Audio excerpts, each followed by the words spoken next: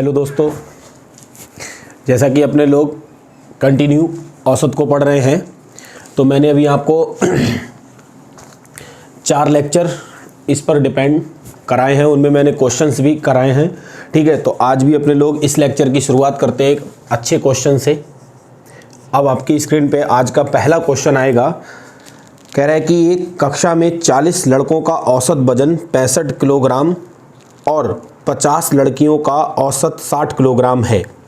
तो यहाँ पे पहले आप थोड़ा सा डेटा समझ लो। 40 जो लड़के हैं उनका जो औसत वजन है वो 65 किलोग्राम है। ठीक है, ये इनका एवरेज वेट है।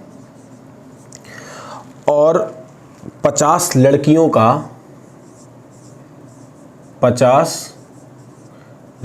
का जो औसत वजन है वो 60 किलोग्राम है। ठीक है, ये दिया है।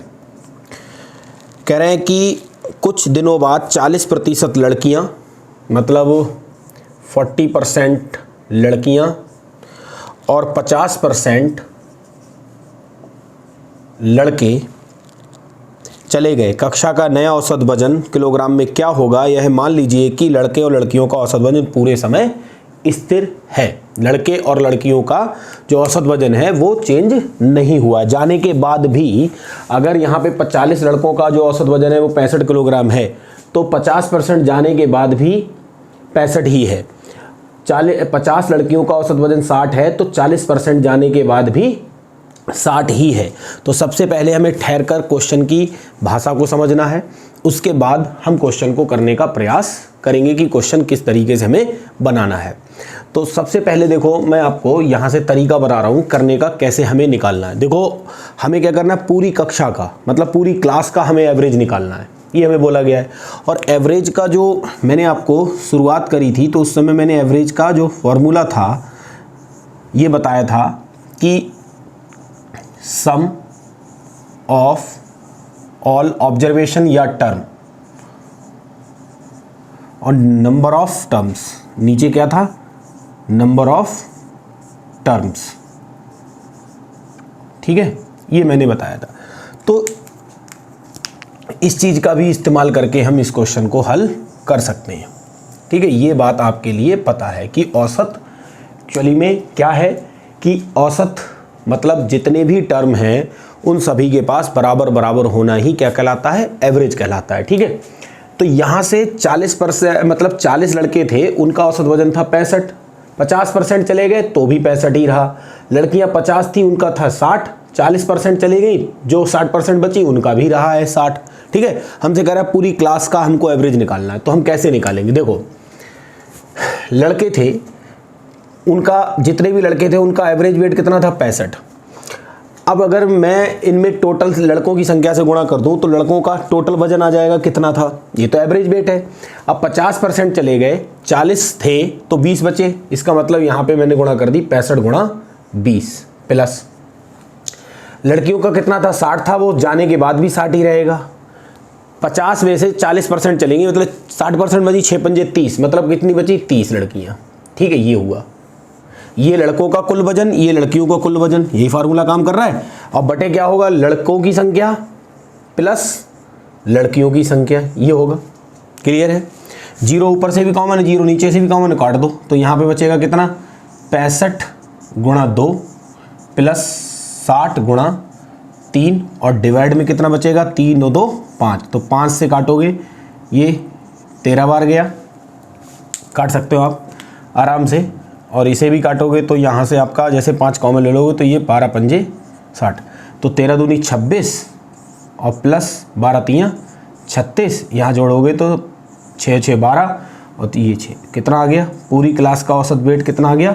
62 किलोग्राम। एक तो तरीका ये हो गया आपका अपना तरीका करने वाला कि आप इस तरीके से इसको कर सकते हो। लेकिन ये तरीका जो है वो आपका एग्जाम ओरिएंटेड नहीं है। आप इसको थोड़ा सा ये रेशो बना के कर सकते थे, मतलब इन दोनों की संख्याओं का रेशो कर लेते, तो भी यही करना पड़ता आपको। तो हमको तो क्या करना है? एग्जाम पैटर्न से पढ़ना है, एग्जाम ओरिएंटेड पढ़ना है हमारे लिए। हमें तो ये कोशिश करनी है। ठीक है, तो हमारी कोशिश ये है कि हमें एग्जाम ओरिएंटेड कैसे पढ़ना है। ठीक है, क्योंकि परीक्षा बहुत सारे लोग दे रहे हैं, लेकिन उनमें से बहुत कम लोगों का ही क्या होता है, परीक्षा क्वालिफाई होता है। तो हमारे लिए उन लोगों की श्रेणी में जाना है जिन लोगों की परीक्षा क्वालिफाई होती है, तो उनकी जो अप्रोच होती है, उनकी जो सोच होती है, वो दूसरों से थोड़ी अलग होती है जिनका सिलेक्शन होता है। तो हमारे लिए उसी अप्रोच पर काम करना है। तो इस क्वेश्चन को हम कैसे बनाएंगे, ये बात मैं आपको बता रहा हूँ। देखो ध्यान से, इससे पहले मैं आपके लिए एलिगेशन के बारे में कुछ पढ़ा के आया हूँ, ठीक है। नहीं देखा है वीडियो तो देख लेना आप, मैंने एलिगेशन को पढ़ाया है आपके लिए, ठीक है। इस क्वेश्चन में मैं एलिगेशन का इस्तेमाल करूँगा कि एलिगेशन इस क्वेश्चन में किस तरीके से काम करेगा और आपका जो समय है वो कैसे बचेगा, ठीक है। तो देखिए, एलिगेशन हम लगाएंगे इस पे, इस चीज़ को हम यहाँ से हटा रहे हैं और हम इस पर एलिगेशन के बारे में सोच रहे हैं। इस क्लास में दो तरह के विद्यार्थी, एक लड़का और लड़की। आपसे कह रहा है कि 40 लड़के थे, 50% चले गए, बचे कितने, 20%। 50 लड़कियां थी, 40% चलेंगी, बची कितनी, 60%। तो 6 पंजे 30, मतलब 30 लड़कियां बची और 20 लड़के बचे। रेशियो कितना बनेगा 20 और 30 का, 2:3, ठीक है।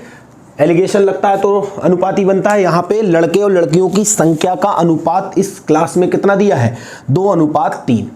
उन्होंने क्वेश्चन में खुद कह दिया कि पूरे समय लड़के और लड़कियों का जो औसत है वो स्थिर है, वो चेंज नहीं हुआ है। तो हमें भी चेंज नहीं करना, मतलब जैसा है वैसा ही रखना है। लड़कों का औसत वजन कितना है, 65, तो हमें यहाँ पे लगाना है 65। लड़कियों का कितना है, 60, तो हमें लगाना है 60। और हमारे लिए बीच वाली संख्या तो निकालनी, मतलब पूरी क्लास का एवरेज निकालना, नहीं निकालना है। तो आप बताओ क्या इस क्वेश्चन के अंदर एलिगेशन लगेगा या नहीं लगेगा। आप कहोगे सर बिल्कुल लगेगा। तो ये चीज़ें जैसे जैसे हम क्वेश्चंस पे प्रैक्टिस करते हैं, मैं एक चीज़ सीखना, देखो यहाँ पे हम क्या पढ़ रहे हैं, क्वांटिटेटिव एप्टीट्यूड, मतलब हमें अपनी जो रुचि है वो बढ़ानी है। किसको पढ़ने के लिए, क्वेश्चंस लगाने के लिए। क्वेश्चन कैसे लगेंगे, तो हम ज़्यादा से ज़्यादा जब क्वेश्चन प्रैक्टिस करते हैं, एक टाइप के बहुत सारे क्वेश्चंस लगाते हैं, तब जाके कहीं हमारे लिए जो तरीके हैं वो दिमाग में फिक्स होते हैं। तो हमें एक क्वेश्चन करके ऐसा नहीं कि स्किप कर दिए बाकी क्वेश्चन नहीं करना, नहीं, सारे क्वेश्चन ज़्यादा से ज़्यादा कोशिश करो कि एक टाइप के हम 100-150 क्वेश्चन लगा लें, क्योंकि हमें प्रैक्टिस करनी है। हमें अपनी जो हाथ की स्पीड है, अपने दिमाग को कैसे इस्तेमाल करना है, ये चीज़ हमारे लिए सोच कर चलनी है आगे। तो हमें इस क्वेश्चन की लैंग्वेज पढ़कर ये देखना था क्या ये क्वेश्चन एलिगेशन से लगेगा या नहीं लगेगा। तरीके तो और भी है क्वेश्चन करने के, मैंने बता दिया अभी, और भी आप कर सकते हो, लेकिन जो एलिगेशन का तरीका है वो आपको दिमाग खुला हुआ होगा, क्वेश्चन की लैंग्वेज समझ में आएगी तभी बन पाएगा, अन्यथा नहीं बनेगा। तो सही तरीके से समझो। टाइम मैं इसलिए ले रहा हूं क्वेश्चन समझाने में कि आपको ये अच्छे से समझ में आ जाए और इस प्रकार के क्वेश्चन आप आसानी से बना लो, ठीक है। तो ये चीज़ है। अब मुझे एलिगेशन निकालना, मतलब यहाँ पे ओवरऑल ये क्या है, बीच वाली वैल्यू जो इन दोनों की सहायता से बनी होगी, तो एलिगेशन लगेगा। अब मैंने आपको एलिगेशन पढ़ाया है तो आपको ये सारी चीज़ें बताई हैं बहुत अच्छे से, आप पढ़ना जाके। 2 और 3 कितना हुआ, 5, और इन दोनों का डिफरेंस कितना है, 5। तो 5 की वैल्यू कितनी है, 5 यूनिट की वैल्यू है 5, तो 1 की वैल्यू कितनी आ रही है, 1। ये दिमाग में करने की है। यहाँ अगर हम मल्टीप्लाई कर देंगे 1 से तो 2 ही आएगा। तो यहाँ वाली संख्या 1 से बड़ी होगी, 1 से छोटी होगी, इससे छोटी होगी, इससे बड़ी होगी, बीच की होगी। तो 60 में 2 जोड़ दो तभी तो आएगा, यहाँ पे 62 होगा तभी तो 2 बचेगा इधर। इसका मतलब इन दोनों का एवरेज वेट कितना है, ये पूरा आपका आंसर है। 65 में से 62 गया, 3 बचा, और 62 में से 60 गया तो 2 बचा।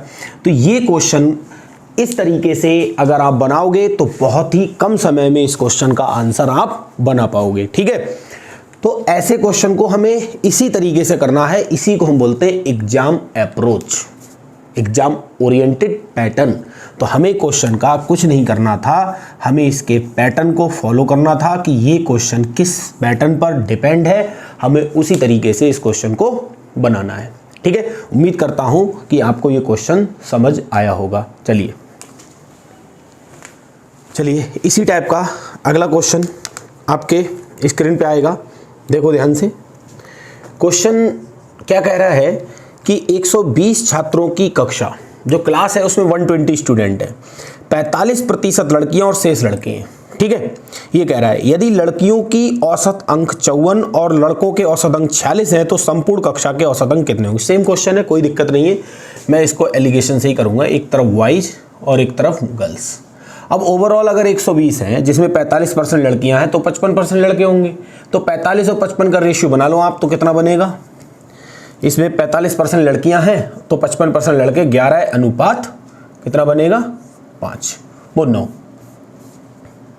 यहाँ से, क्योंकि 45 और 55, ठीक है ये बना। और इसमें हमसे ये कह रहा है कि लड़कियों के औसत अंक 54 हैं, लड़कियों के 54 हैं और लड़कों के 46 हैं। तो हमें यही वाला तो निकालना है, कोई दिक्कत नहीं। आप देखो इन दोनों को योग करोगे तो कितना आ रहा है? 20। तो 20 यूनिट की वैल्यू कितनी है? इन दोनों का डिफरेंस कितना है? 8। तो 1 की वैल्यू कितनी आएगी? 2/5, ठीक है। 4 दूनी 8, 4 पंजे 20। हमें ये वैल्यू निकालना चाहिए, यहाँ से निकालने चाहिए, यहाँ से निकालने, कोई फ़र्क नहीं पड़ना, यहाँ से निकाल लो। तो यहाँ पे ये कितना आ रहा है? 22 हो जाएगा। 5 चौक 20, 5 चौक 20, मतलब 1 से बड़ी होगी वैल्यू, 1 से छोटी होगी। तो इससे तो क्या होगी ये वैल्यू, इस वाले से ये वैल्यू छोटी होगी और इससे बड़ी होगी। तो 54 ये इसमें से हमें क्या करना है? घटा देना। तो यहाँ 6 बचा, 13 9 बचा और ये बचा। तो इस पूरी क्लास का जो एवरेज वेट है वो कितना है? 49.6। तो उम्मीद करता हूँ ये क्वेश्चन भी आपको अच्छे से समझ में आ गया होगा। तो बस आप ऐसे ही सही तरीके से अच्छे अच्छे तरीकों को पढ़ते रहिए, आगे बढ़ते रहिए, क्योंकि अगर आप एग्ज़ाम के पैटर्न को फॉलो करके नहीं पढ़ेंगे तो आपका कोई भी कुछ नहीं कर सकता, है ना। क्योंकि हमें उसी तरीके से पढ़ना। देखो भीड़ तो वैसे भी बहुत है, अभी का समय भले ख़राब चल रहा है लेकिन समय सही आएगा, ऐसा ही नहीं चलेगा। अच्छा समय आएगा हम सभी लोगों के सहयोग से। जब अच्छा समय आएगा तो हम अच्छे नहीं होंगे तो हमारे लिए तो वो अच्छा समय भी बेकार हो जाएगा, है ना। तो हमें अपने आप को अच्छा बनाते हुए, काम करते हुए चलना है, जिससे जब सही समय आए तो हमारे लिए भी वहाँ पे टेंशन बिल्कुल ना हो। तो पढ़ाई के लिए अभी समय है, अभी आप घर पे हो, कहीं भी नहीं निकल रहे हो, तो पढ़ाई जितनी ज़्यादा से ज़्यादा कर सकते हो उतनी ज़्यादा से ज़्यादा आप पढ़ाई करिए, अपने अंदर सुधार लाइए। जो जो कमियां हैं उनको आप सुधार सकते हो इस टाइम पीरियड में, ठीक है। चलिए इसी टाइप का नेक्स्ट क्वेश्चन पढ़ते हैं अपने लोग।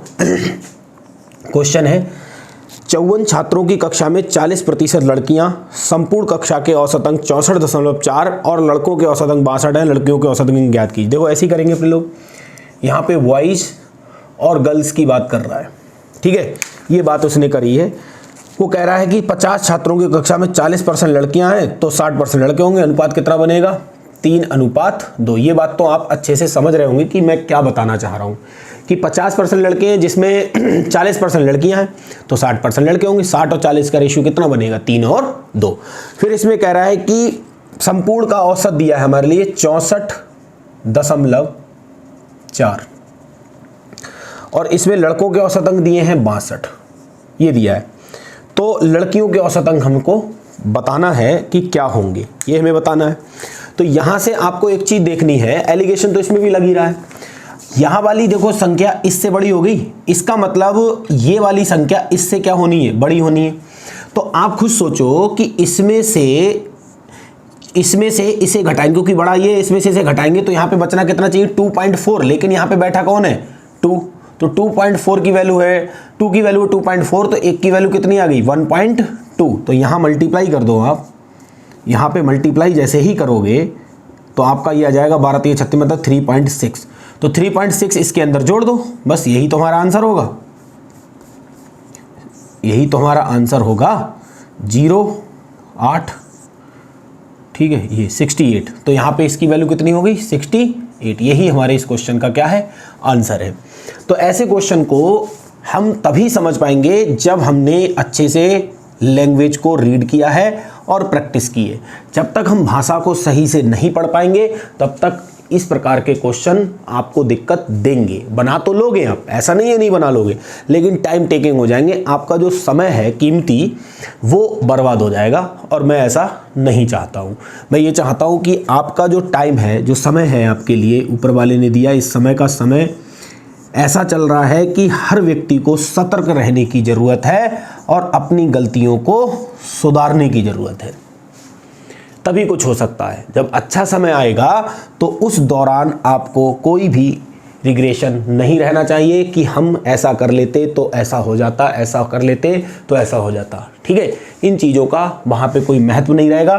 तो अभी हमें इस समय को सतर्कतापूर्वक सही तरीके से बिताना है और जब सही समय आएगा तो एंजॉय करना है, ठीक है। तो आपको अपनी जो अप्रोच है, जो पावर है आपकी समझने की, परखने की, उस पूरी पावर को सही तरीके से लगा दो। क्वेश्चन की भाषा समझो, तरीके समझो कि किस तरीके से किस प्रकार के क्वेश्चन बनाए जाएंगे, बस वो चीज़ आप सीखते चलो। क्योंकि एक चैप्टर के अंदर मैं आपको बताऊं, हर चैप्टर के अंदर डिफरेंट टाइप के क्वेश्चंस मिलेंगे और उन डिफरेंट टाइप के क्वेश्चंस पे तरीके भी डिफरेंट लगेंगे। ऐसा नहीं है कि एवरेज के सारे क्वेश्चन एक ही मेथड को फॉलो करेंगे, नहीं, ऐसा नहीं है। अप्रोच का इस्तेमाल करो। जैसे अभी हमने इस प्रकार के क्वेश्चंस में हम एलिगेशन का इस्तेमाल कर रहे हैं, तो एलिगेशन सबसे पहले आप पढ़ो कि एलिगेशन एक्चुअली में है क्या, एलिगेशन की डेफिनेशन आप समझो, एलिगेशन कहाँ कहाँ लग सकता है ये चीज़ जानो, उस प्रकार के क्वेश्चंस देखो, तब जाके माइंड सेट होगा कि हाँ ये क्वेश्चन आएगा तो हम एलिगेशन से बना सकते हैं और वो भी ईजीएस्ट वे में, ठीक है। तो उम्मीद करता हूँ इस टाइप के क्वेश्चन आपको समझ में आ गए होंगे और आप प्रैक्टिस करोगे। तो देखिए, उम्मीद है आपको ये क्वेश्चन जो मैंने अभी पढ़ाए आपके लिए वो समझ में आ गए होंगे। चलिए अब नेक्स्ट क्वेश्चन की तरफ बढ़ते हैं। कह रहा है यदि 3 2 अंकीय संख्याओं का औसत 48 है और अंकों के क्रम को लड़ने पर प्राप्त संख्याओं का औसत संख्याओं के पिछले औसत से 3 अधिक है, तो संख्याओं के सभी अंकों का योग बताओ। तो देखो, अच्छा क्वेश्चन है। 2 अंकीय संख्याओं के मानना मैं बता चुका हूं कि किसी भी 2 अंकीय संख्या को आप कैसे मानोगे, ठीक है। देखो, मान लेते हैं एक 2 अंकीय संख्या 10x प्लस y है, दूसरी मान ले रहे हैं 10a प्लस b है और तीसरी मान ले रहे हैं 10p प्लस q है। ये हमारी 3 2 अंकीय संख्याएं हैं। इनका हमको एवरेज दिया है कितना, 48। तो हमने एवरेज कैसे निकालते हैं, सभी को अगर हमें जोड़ना है, देखो ध्यान, मैं पूरा प्रॉपर बता रहा हूं आपके लिए। यहां से ये किया, ये सभी का योग बटे उनका क्वांटिटी करेंगे तो एवरेज आ जाएगा। कितना है हमारा, 48। मतलब यहाँ 3 अट्ठे 24 और 3 अट्ठे 24 हो गए, 3 चौक 12, 12 और 2 14। यहाँ से ये आ गया। मान लो एक इक्वेशन ये बना दी हमने।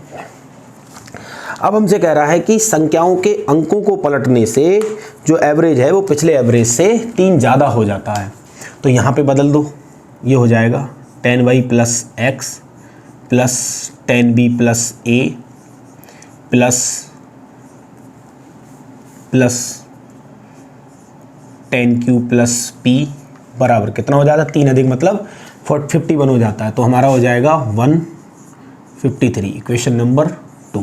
तो हमसे कह रहे हैं संख्या के अंकों का योग बताओ। तो डायरेक्ट आप इस चीज़ को यहाँ से कर सकते हो। कैसे, सभी को जोड़ोगे तो आप ध्यान से देखो तो y और 10y, 11y 10x और x 11x, मतलब सब में 11 कॉमन आ जाएगा।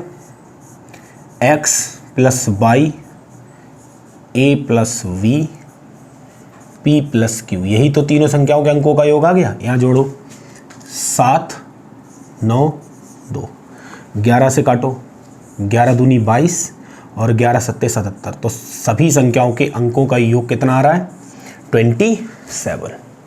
कितना आ रहा है, 27। ये बात आपको समझ में आ रही होगी कि सभी संख्या के अंकों का योग कितना आ रहा है, 27। जैसे भी आप देखोगे कोई भी 2 अंक की संख्या ले लो आप, जैसे मैंने कह दिया 23 है, इसके अंकों को पलटकर संख्या बनाओगे तो आपका 32 बनेगा, 32 बनेगा। तो यहाँ से आप अगर इनको जोड़ रहे हो तो जोड़ोगे तो संख्या हमेशा किससे कटेगी, 11 से कटेगी। नहीं तो आप जोड़ के देख लो, 11 गुणा 5 तो कितना आ रहा है, ये 55 आ रहा, नहीं आ रहा, कितना आ रहा है, 55। ठीक है, तो 11 इसमें क्या है, कॉमन आ रहा है आपका, 11 क्या है, कॉमन आ रहा है। मतलब इनमें कोई भी 2 अंकीय संख्या ले लो और उसके अंकों को पलटकर बनाई गई संख्या और ओरिजिनल संख्या का योग हमेशा 11 का मल्टीपल होता है। तो इस टाइप का क्वेश्चन कुछ है नहीं, बस आपको तरीके से समझना है कि 2 डिजिट नंबर को हम किस तरीके से एज्यूम करते हैं। ठीक है, तो हमसे तीनों संख्याओं के अंकों का योग पूछा था तो हमने सीधे सीधे यहाँ पे बता दिया। आपका आंसर कितना आ जाएगा, 27। चलिए अब नेक्स्ट क्वेश्चन की तरफ बढ़ते हैं अपने लोग। देखिए अगला क्वेश्चन है, सभी एक अंकीय, क्वेश्चन की भाषा सही से समझना, सभी एक अंकीय, 2 अंकीय तथा 3 अंकीय प्राकृतिक संख्याओं का औसत बताओ। सभी एक अंकीय, तो सभी एक अंकीय कहाँ से होती है, 1 2 3 ऐसे करके कहाँ तक होती है, 9 तक।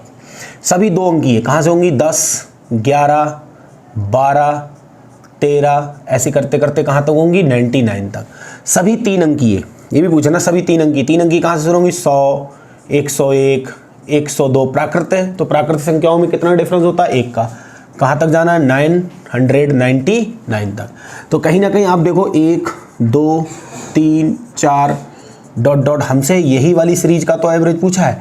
और जब मैंने औसत शुरू किया था तो मैंने आपको बताया था कि जब सीरीज आपकी कॉन्जुगेटिव हो और एपी में हो तो एवरेज कैसे निकालते हैं, फर्स्ट एंड लास्ट को जोड़ो और 2 से भाग कर दो। फर्स्ट एंड लास्ट को जोड़ो, 2 से भाग करो तो ये 1000 हो जाएगा, और 2 से भाग दे दो तो कितना आ जाएगा आपका, 500। तो इस क्वेश्चन का आंसर जो है वो 500 है। तो है कुछ नहीं इस क्वेश्चन में, मेनली क्या है, क्वेश्चन की लैंग्वेज। तो हमें क्वेश्चन की लैंग्वेज को सही से समझना था और कुछ नहीं करना था, ठीक है। उम्मीद करता हूँ क्वेश्चन आपको समझ में आ गया होगा। चलिए नेक्स्ट क्वेश्चन की तरफ बढ़ते हैं। हमसे कह रहा है यदि P से शुरू होने वाली 7 क्रमागत संख्याओं, तो देखो क्रमागत है यहाँ पे भी 7 नंबर हैं जो P से शुरू होंगे, ठीक है। तो कहीं से मान लें, जैसे पहला नंबर मान लें P, दूसरा आपका P+1, ऐसे ही P+2 P+3, ये अपने दिमाग में ही करने की ज़रूरत है, ठीक है। ये यहाँ मैं लिख के समझा दे रहा हूँ आपको पूरा, P+5 एंड P+6, ये 7 नंबर हैं, क्रमागत है और क्रम से नंबर दिए गए हैं जिनमें डिफरेंस आपका हर जगह क्या हो, बराबर हो। अगर इनका एवरेज निकालना है तो सभी को जोड़ोगे तो हो जाएगा 7P और प्लस 1 2 3 3 6 4 10 5 15 और 6 21, कितना हो गया 21, बटे में 7 करोगे तो औसत कितना आएगा, Q आएगा। ये क्वेश्चन में गिवन है। तो यहाँ से आप देखोगे ध्यान से, 7 कॉमन ले लोगे, 7 से 7 कट जाएगा, बचेगा यहाँ से ये एक इक्वेशन ये आ गई आपकी। अब हमसे कह रहा है कि Q+2 से शुरू होने वाली 5 क्रमागत संख्याओं का औसत बताओ। अब Q+2 से Q+2 Q+3 Q+4 Q+5 Q+6, 1 2 3 4 5 हो गई, जोड़ो तो 5Q होगा जोड़ने पे, प्लस 2 3 5 4 9 5 14 और 6 20, कितना हो जाएगा 20, डिवाइड बाई किससे करोगे, 5 से। तो यहाँ पे कितना आ जाएगा, Q+4, जिसमें Q की वैल्यू कितनी है, P+3, तो यहाँ लगाओगे Q+7। तो आपका आंसर कितना आ जा रहा है, P+7, कितना आ जा रहा है, P+7। तो आपका आंसर आएगा इस क्वेश्चन का P+7, ठीक है। तो ऐसे क्वेश्चन है कुछ नहीं, बस क्वेश्चन की भाषा को सही से पढ़ते हुए चलना है। तो मेरी कोशिश ये है कि मैं हर टाइप का क्वेश्चन यहाँ पे आपके सामने डिस्कस करूँ, ठीक है। चलिए अगला क्वेश्चन, मजाक है लेकिन करा रहा हूँ। क्वेश्चन में कह रहा है गणित की एक परीक्षा में 5 अभ्यर्थियों के प्राप्तांक 5 क्रमिक विषम पूर्णांक हैं, यदि उनके कुल अंक 185 हैं तो अधिकतम अंक क्या है। तो यहाँ से देखो कुल इतने हैं तो अधिकतम अंक क्या है, हमें ये बताना है। तो पूर्णांक 1 2 3 4 मतलब 5 हो गए, तो बीच वाला नंबर ही हमारा क्या होगा, एवरेज होगा। एवरेज हमें निकालना कैसे, जैसे 185 डिवाइड बाई 5 कर दो, तो 5 3 15 5 7 35, तो बीच वाला नंबर कितना आ गया, 37। क्योंकि मैं ये बता चुका हूँ, जब सीरीज कॉन्जुगेटिव हो और काउंटिंग आउट हो तो मिडिल नंबर ही आपका औसत होता है। हमसे हाईएस्ट पूछा है तो कॉन्जुगेटिव सीरीज का सबसे अंतिम हाईएस्ट होता है। अब विषम है तो 2 का अंतर होगा, या 39 होगा या 41 होगा। तो इस सीरीज में जो हाईएस्ट नंबर है वो 41 है। तो इस क्वेश्चन का आंसर कितना आ जाएगा, 41। उम्मीद करता हूँ आपको ये समझ में आ गया होगा, ठीक है। कुछ था नहीं क्वेश्चन में, बस ऐसे ही आपके सामने मैंने करा दिया। चलिए देखिए अगला क्वेश्चन थोड़ा सा अच्छा क्वेश्चन है, आप समझना। यदि कह रहा है 23 14 19 x 12 और 7 एक सीरीज है का औसत, इसका जो एवरेज है, इन सब का एवरेज जो दिया गया है इनका, वो हमें एवरेज दिया गया है 16। इनका एवरेज हमें दिया गया है 16, मतलब इस सीरीज का। और दूसरी सीरीज है, ध्यान देना, दूसरी सीरीज है 37 28, 53 बाई 42, इस सीरीज का जो औसत है वो दिया है 41, ये दिया है। तो हमसे कह रहा है by plus x upon by minus x का वैल्यू निकालने के लिए। ठीक है, थोड़ा सा ध्यान से समझना, क्योंकि इस टाइप के क्वेश्चन परीक्षाओं में पूछे जा रहे हैं, ये भी क्वेश्चन पूछा गया है।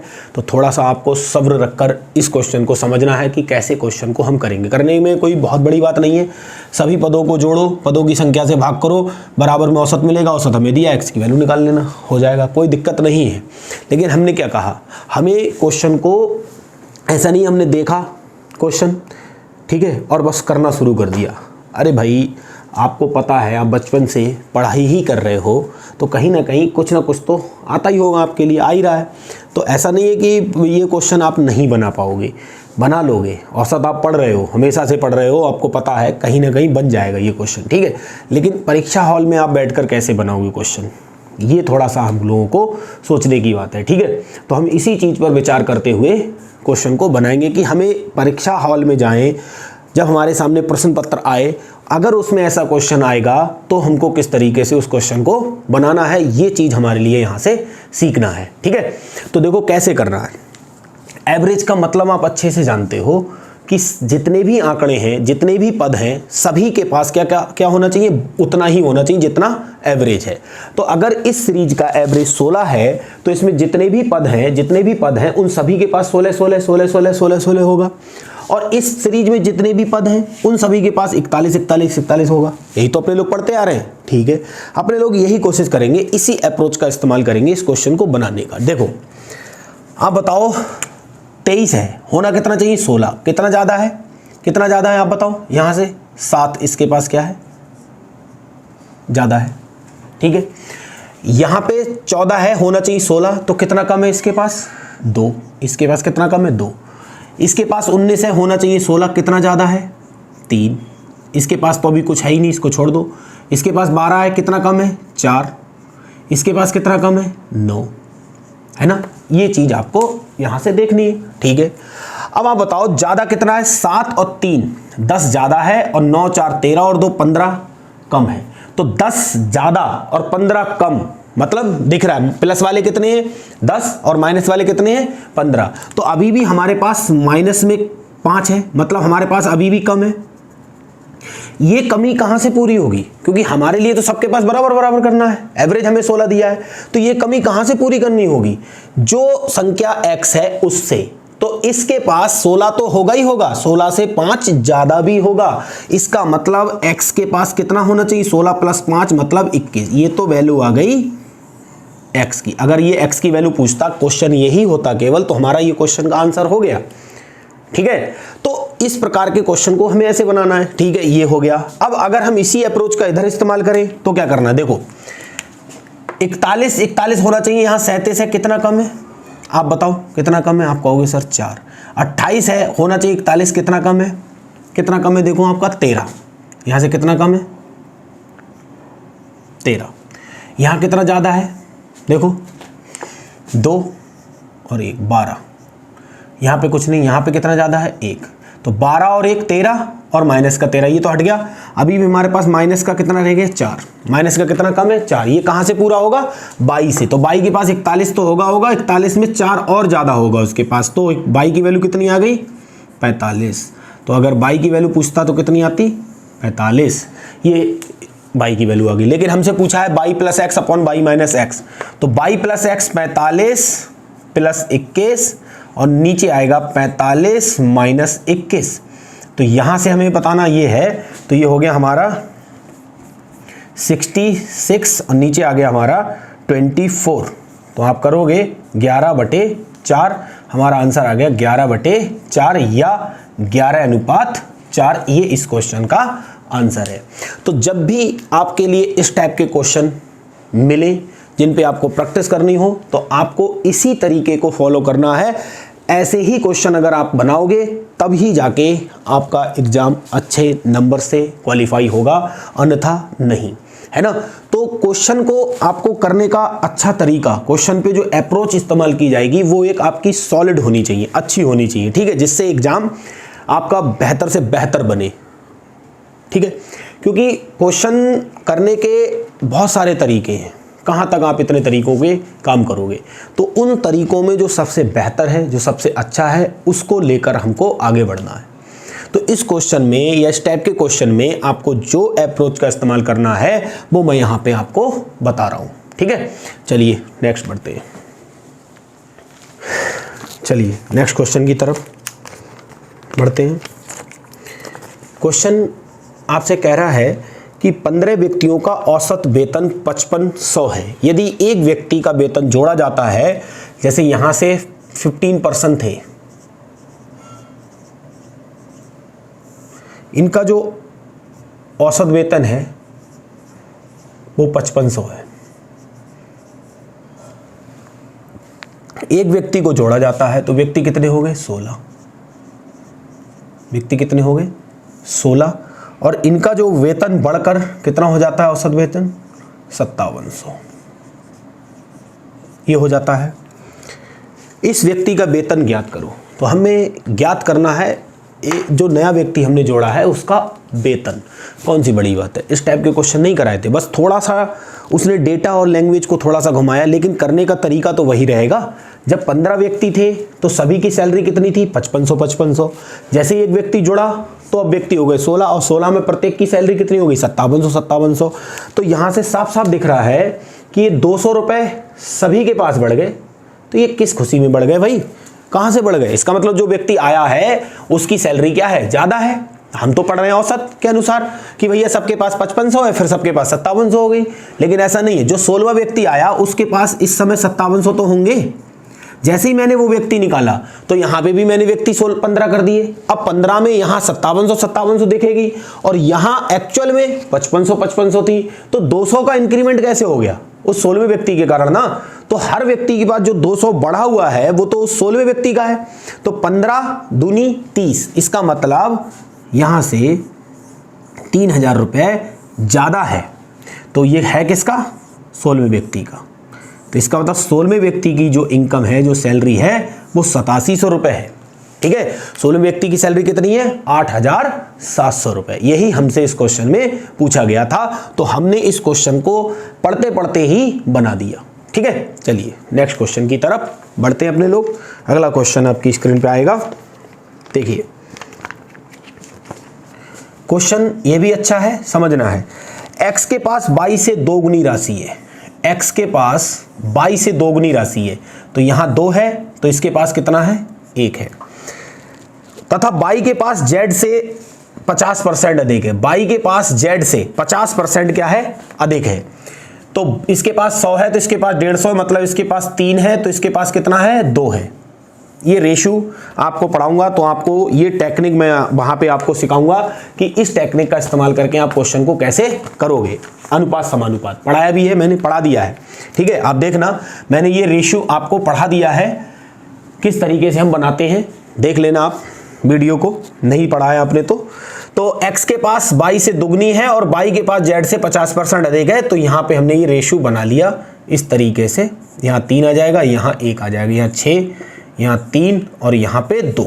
हमसे कह रहा है जबकि उनकी औसत राशि 110 है सबकी, तो यहाँ पे जोड़ो जरा, 6 3 9 2 11, 11 यूनिट की वैल्यू कितनी है? 110। तो 110 तो औसत है, लेकिन हमने तो यहाँ टोटल किया है, तो 110 गुणा 3 करो, तो ये टोटल हो गया। 11 से काटोगे 10 बार, 1 यूनिट की वैल्यू कितनी आ गई? 30। हमसे क्या पूछा है? x के पास कितना है? 6 3 18, 180। तो x की वैल्यू कितनी है? 180। x की वैल्यू कितनी है? 180। उम्मीद करता हूं ये क्वेश्चन आपको समझ में आ गया होगा कि किस तरीके से हम इस क्वेश्चन को हल करेंगे। ये मैंने आपको यहां से बता दिया। और ऐसे क्वेश्चन किन मानो इंपॉर्टेंट भी होते हैं, आपकी परीक्षा में आ भी रहे हैं, और ये भी क्वेश्चन आया हुआ है। ठीक है, तो आपको ये ध्यान रखना। देखो, मैथ पढ़ने का एक सीक्वेंस होता है, एक पैटर्न होता है। अगर हम उस पैटर्न को फॉलो करेंगे तभी जाके होगा। ऐसा नहीं है कि एवरेज में एवरेज वाली अप्रोच लगेगी, अरे उसमें कुछ भी लगेगा। तो आपको सारी चीजें लिंक करते हुए पढ़नी है अच्छे तरीके से। इसीलिए सिलेबस कंप्लीट पढ़ोगे तभी कुछ होगा, आधे अधूरे से कुछ भी नहीं होना है, ये ध्यान रखना। तो जो मैं करा रहा हूं इसको आप सही तरीके से फॉलो करते चलिए और इस प्रकार के क्वेश्चंस पे आपको लगातार प्रैक्टिस करने की जरूरत है। ठीक है, चलिए नेक्स्ट क्वेश्चन की तरफ बढ़ते हैं। अगला क्वेश्चन है आपका यहां से कि ए बी सी और ई 5 क्रमागत संख्याएं, ये नहीं कहा गया इंग्लिश में कहा गया है, हिंदी में नहीं, 5 क्रमागत विषम संख्याएं हैं। ये 5 क्रमागत हैं और कैसी हैं, विषम है, तो कहीं से भी शुरू हो सकती हैं, ये नहीं कहा गया कहां से शुरू होंगी, लेकिन ऑड कॉन्जुगेटिव नंबर है, 5 ऑड कॉन्जुगेटिव नंबर हैं A B C D and E. हमसे कह रहा है संख्याओं को औसत बताइए। तो अब औसत बताना कहीं से भी शुरू होगा, ऐसे कैसे बता देंगे औसत, तो आपको देखना ध्यान है कि यहां पे बीच वाली संख्या होगी औसत, लेकिन सी ऑप्शन में ही नहीं है, आपका सी ऑप्शन में ही नहीं है, तो आपको कुछ भी मानना पड़ेगा, जैसे 1, 3, 5, 7 और 9। मान लो ये क्रमागत 5 संख्या मान ली मैंने, तो इनका एवरेज कितना होगा, 5। अब यहाँ पे a की वैल्यू देखो, यहाँ पे ऑप्शन में दिया है d-4, तो d की वैल्यू यहाँ पे कितनी है, 7। 7 में से 4 गया तो नहीं बचा ना, ये नहीं होगा। b+2, b की वैल्यू कितनी है, देखो यहाँ 3 है और 3 में 2 जोड़ोगे तो 5 हो जाएगा, बिल्कुल सही है, यहाँ पे ये ऑप्शन बैठ सकता है। अगला वाला नहीं बनेगा, अगला वाला नहीं बनेगा। मान लो और कहीं से शुरू कर दें, जैसे मैंने 11, 13, 15, 17 और 19 ले लिया, यहाँ पे एवरेज कितना है, 15, तो यहाँ पे b की वैल्यू कितनी होगी, 13। 13 में 2 जोड़ोगे तो 15 हो जाएगा। इसका मतलब हमारा आंसर कौन सा सही है, b आंसर सही है, b+2। हमारा आंसर कौन सा सही है, b+2।